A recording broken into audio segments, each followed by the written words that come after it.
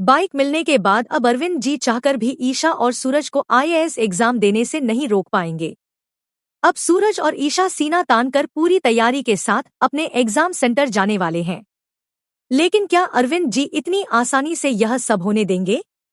जी हाँ दोस्तों, कहानी की शुरुआत होती है उस पल से जब अरविंद जी हर वो कोशिश कर चुके होते हैं जिससे सूरज और ईशा को बाइक ना मिल पाए।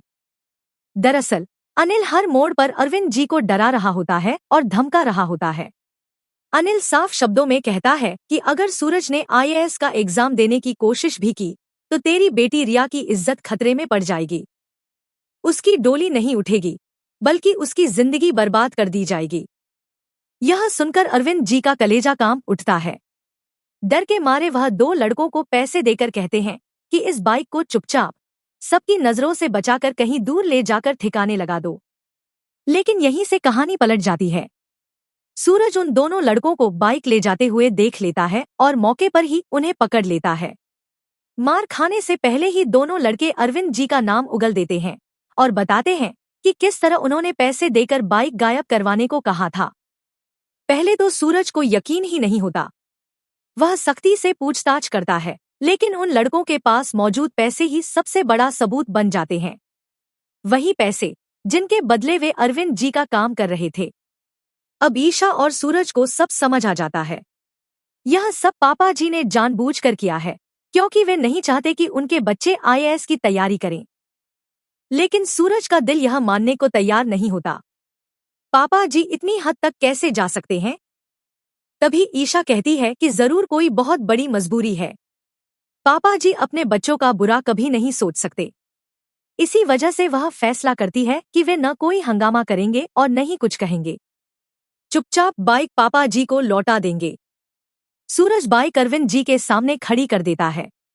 बाइक देखते ही अरविंद जी के होश उड़ जाते हैं। अब वे चाहकर भी सूरज और ईशा को एग्जाम सेंटर जाने से नहीं रोक पाएंगे। लेकिन असली ट्विस्ट अब शुरू होता है। सूरज को यकीन हो जाता है कि कोई तीसरा शख्स है जो पापा जी से यह सब करवा रहा है। वह चुपचाप अपने ही पापा का पीछा करता है। उधर अरविंद जी अनिल से मिलने पहुंचते हैं। गुस्से में अनिल उनकी बेइज्जती करता है और एक खौफनाक धमकी देता है। अगर सूरज ने एग्जाम दिए तो रिया की इज्जत बचाने वाला कोई नहीं होगा। अरविंद जी हाथ जोड़कर अपनी बेटी के लिए भीख मांगते हैं। यह सब देखकर सूरज का खून खौल उठता है। दिल करता है कि वहीं जाकर अनिल को खत्म कर दे, लेकिन ईशा उसे रोक देती है। अब फैसला होता है, गुंडागर्दी नहीं, कानून का रास्ता।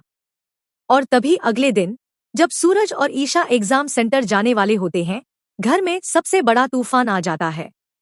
रिया गायब हो चुकी होती है। पूरा घर दहशत में आ जाता है। सवाल सिर्फ एक है, रिया आखिर गई कहाँ? अब आप ही बताइए दोस्तों, क्या रिया सुरक्षित वापस आएगी? क्या सूरज आईएएस का एग्जाम दे पाएगा? और क्या अनिल को उसके गुनाहों की सजा मिलेगी? अगर आप भी चाहते हैं कि सच सामने आए तो लाइक करो, शेयर करो और कमेंट में जरूर बताओ कि आगे क्या होना चाहिए।